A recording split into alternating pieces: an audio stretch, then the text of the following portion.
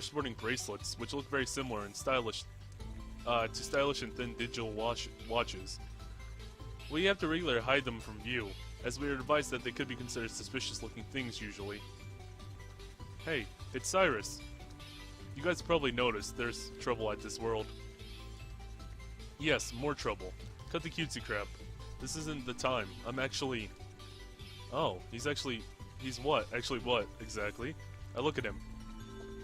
He notices that I'm listening, shifts a little, and walks out of my range of hearing. That is worrisome. I look back at my wrist device.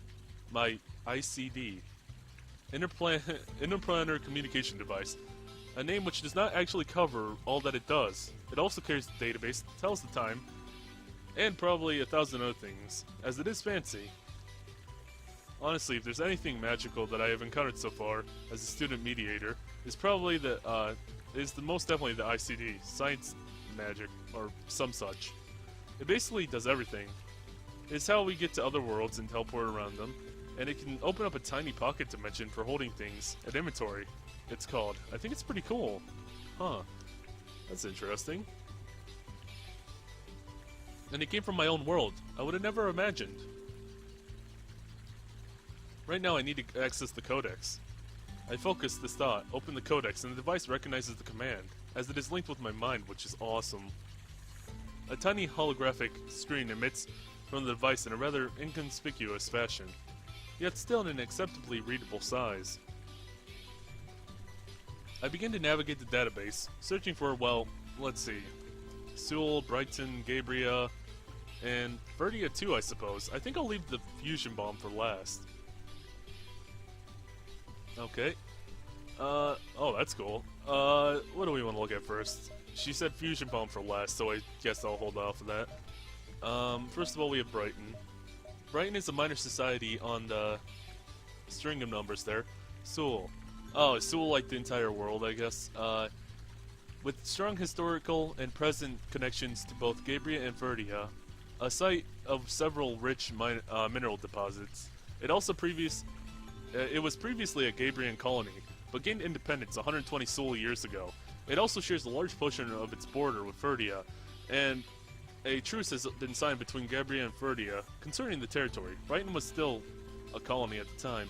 Although Brighton shares in the technological advancement of its mother country, it does not share in its prosperity, and the economy is economically weak by comparison. The Brighton people are a hardworking and closely knit group, and tend to describe themselves metaphorically as ants. The society has not yet been visited. Wait, not yet been visited, so basically I haven't been there? Or... Oh, never mind, I get what that means. Never mind, I'm kind of being dumb. Gabriel is a major society on the numbers again, Sewell. I guess that's just like the world number, maybe? That's a lot of worlds then. It is one of the 3 most significant societies on said world, marked with extreme wealth and influence. It is the richest society on Sewell, and has connections with nearly all other Sewell societies. Gabriel is currently a patriarchal monarchy with socialist learnings, government-funded health, education, welfare, etc. The majority of mediations on Sewell have dealt with this society.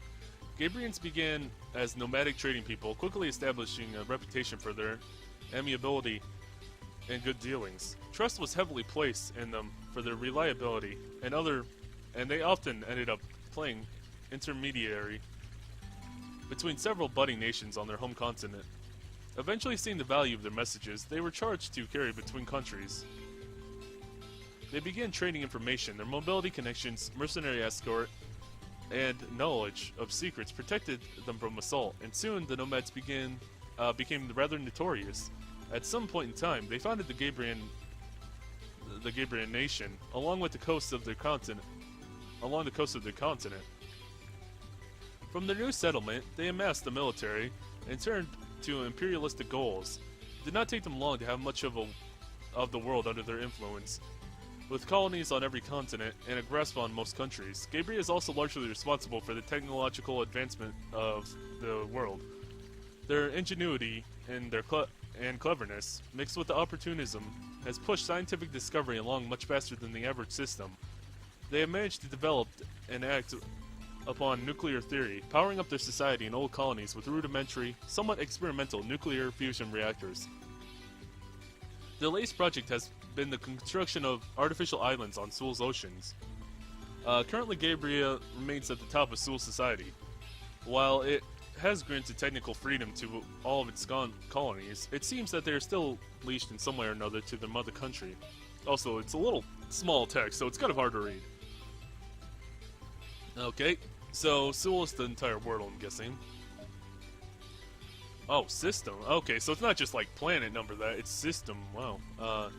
Plan. Okay, that's all the information about it. Physics rigid. Blatant shared. Development scientific low level. Rapid advancement though. Okay. 9 major societies. 45 visits. Personal security note. Not many many species of fish on Seoul are poisonous to earth and avoid seafood to be safe. Okay. Seoul is one of the 4 planetary civilizations known to reside on the plane. Currently, it is unaware of its distant neighbors, and is likely to remain so as it has not achieved interstellar travel. Oh man. Seoul's 5 continents are largely arid and mountainous. However, each contains small patches of fertile land. These lands were once endangered due to war and conflict, but they are now fiercely protected as a result of mediations visits. Visits number 8 through 5. Contains 12 oceans, all of which are heavily salted and somewhat acidic. Oh, that's not good. Nevertheless, these oceans contain a variety of sea life, and consequently fishing constitutes a large portion of both the economy and food supply in Seoul. International conflicts with regards to the ownership and right to the ownership and right of fish sea life was resolved in mediations visit 16 through 22. Okay. The harsh conditions of the planet have led to an increase in the rate of technological advancement, causing Seoul to teeter on the brink of the outlier classification. Scientific discoveries can happen much more quickly here than in most worlds. Due to this, levels of chaos in the system are variable and may spike unexpectedly. However, overall, this has not been a common occurrence. Although there are 9 societies on Seoul of notable influence, there are 3 that are of particular importance to the system. These are called Gabriel, Ferdia, and Rosaire. I haven't heard about Rosaire yet. They haven't been doing anything over here. These 3 are okay. Yep. The remaining 6: Roma, Karis, Dom, Jonas, and the Madlands. Oh God, yeah, that sounds fun. The Madlands and Mies are not usually of major consequence, though they are often caught up in the quarrels of the main 3. The main 3 will be covered in brief in the following paragraph. Please visit the respective codex entries for more in-depth information. Gabriel is the most economically powerful of the 3, largely due to a sizable number of colonies scattered across the globe. It is also the most frequently problematic. Verdia is a military superpower as well as a paragon of the arts.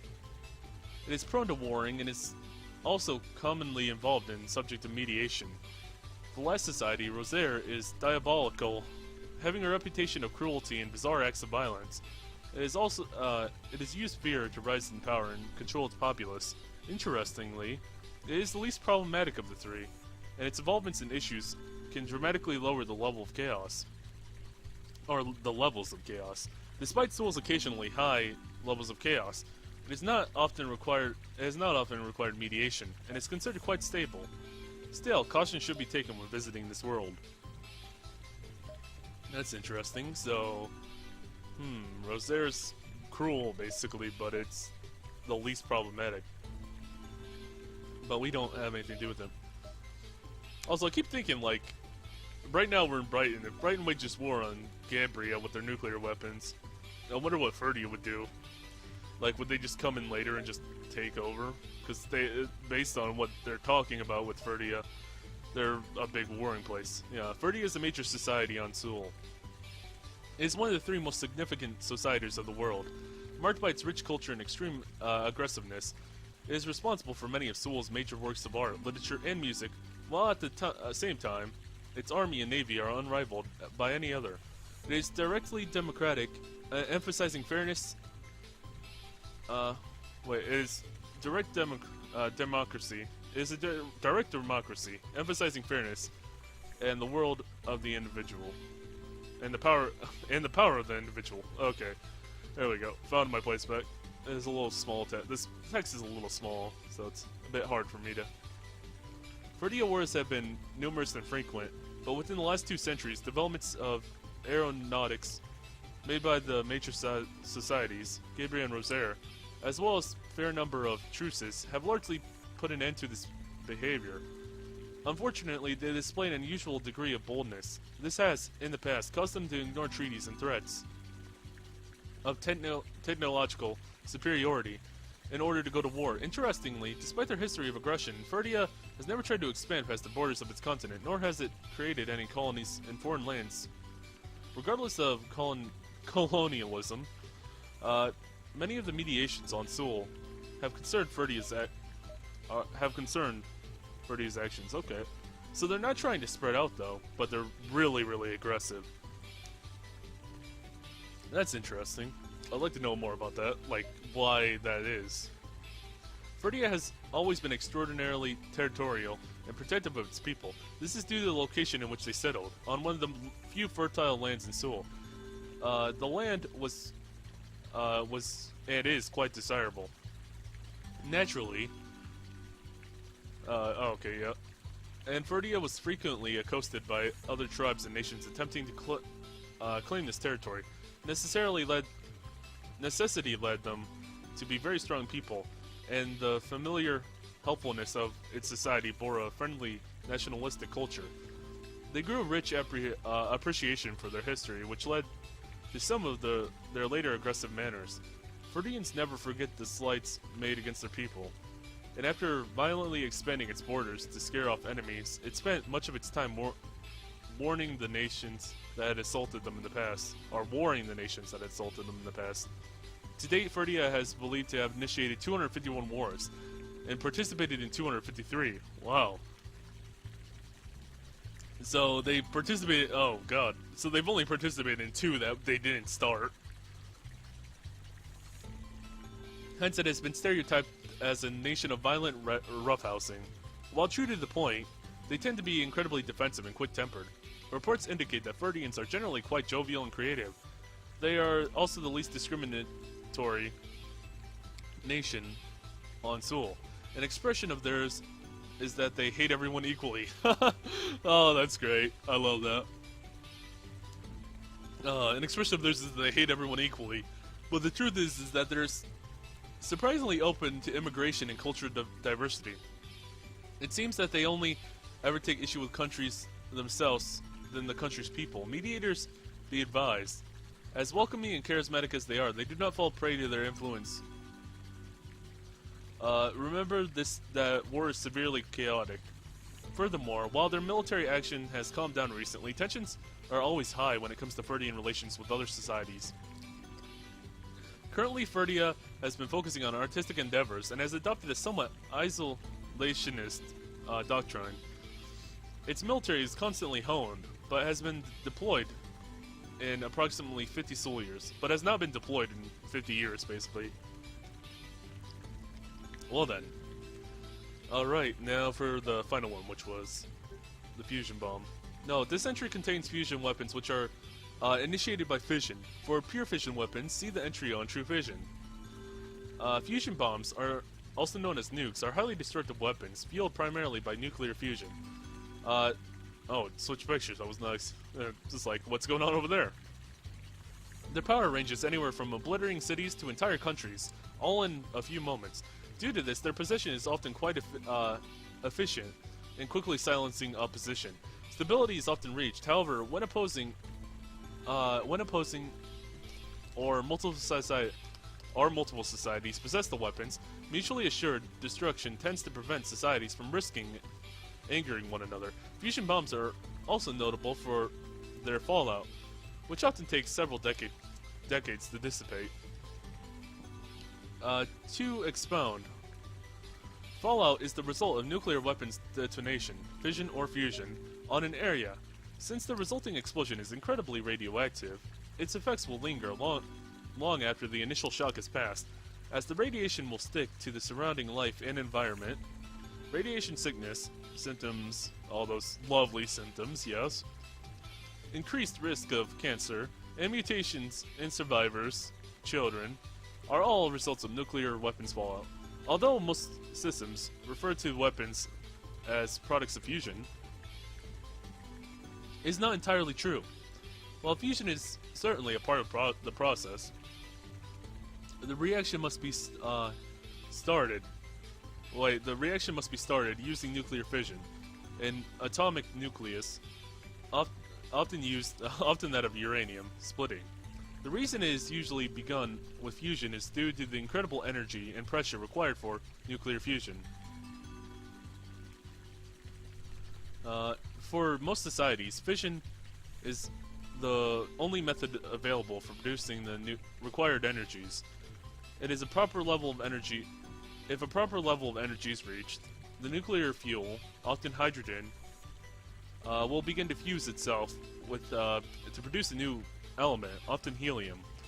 The reaction is significantly more destructive than that of fission, to the point that fission bombs are usually quickly declared obsolete once fusion is explored.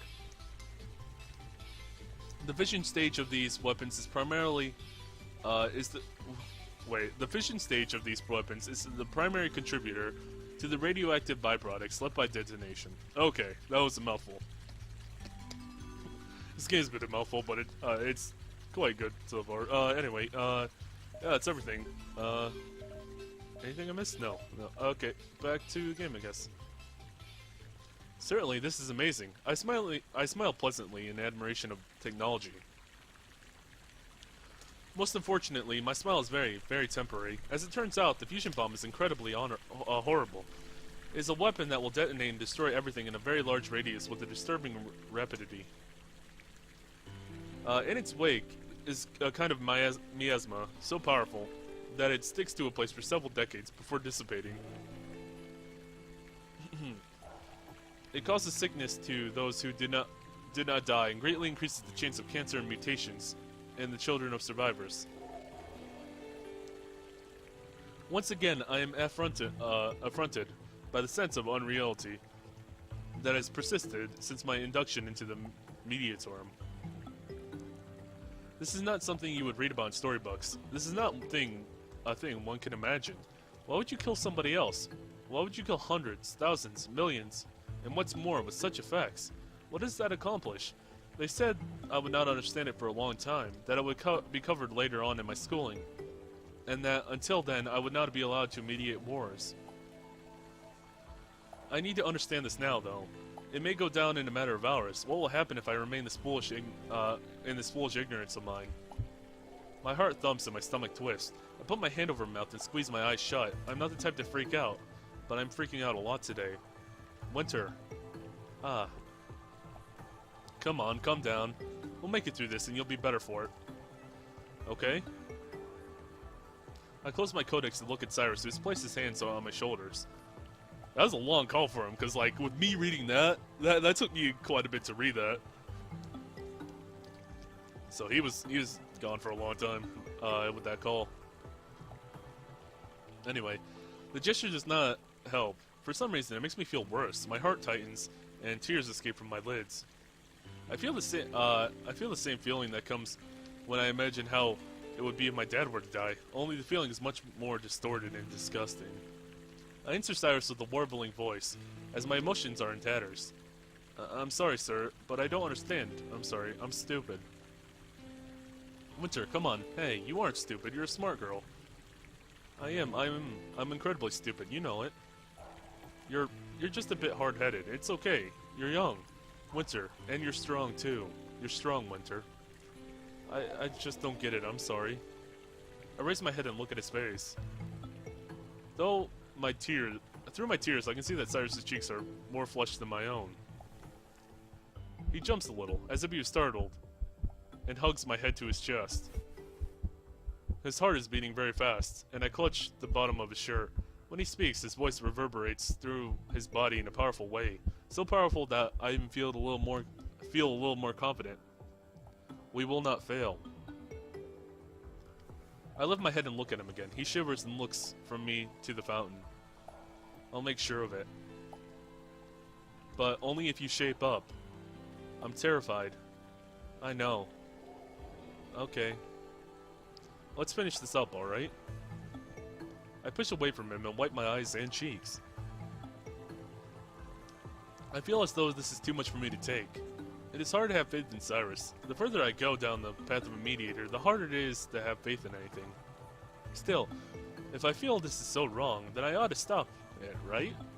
I should stop this all from happening. I should stop this war, plainly and simply. I steel myself and stare directly into Cyrus's eyes, sure to convey my conviction. Sir. Yes? I'm confident that we will succeed here, too. I'll make sure that we will not fail. Huh. That mindset is good, Winter Harrison. Hold on to it. It's easy to lose. Alright, let's kill the president. My soul decides to flee from my chest. Okay then! that turned really fast. Wow. Yeah, what? What? That's the obvious course of action. That isn't... No, it's not. That's the least obvious thing. Oh, then what's the most? Talk to him? Convince him that he shouldn't do the things he wants to do? Winter, we don't have time for diplomacy. What? Mediation is all about diplomacy. No, it isn't. I shouldn't even have to tell you that. Mediators are simply neutral parties that enter the world with problems, assess the situation, and solve the issues by whatever means necessary. You really are scum. What? I look him in the eye, nearly snarling. What is it, sir? Do you think I'm deaf? Every student knows how you handle things. That's right, people talk about you. Everyone knows you're murderous and cold. Ugh. And don't talk to me like I'm that stupid. I remember what they said in orientation. I know that setting existence to balance is totally important. I know how how needed it is, but I thought we were more heroic than that. And I can't believe that I ever felt confident because of you. Do you even hear yourself? What's necessary? We shouldn't lower ourselves to that barbaric level. I'm really starting to tire of your lip, Harrison. Now listen here. Many in Brighton do not support your aggression against Gabriel. I've heard. Or do not support aggression against Gabriel, I've heard.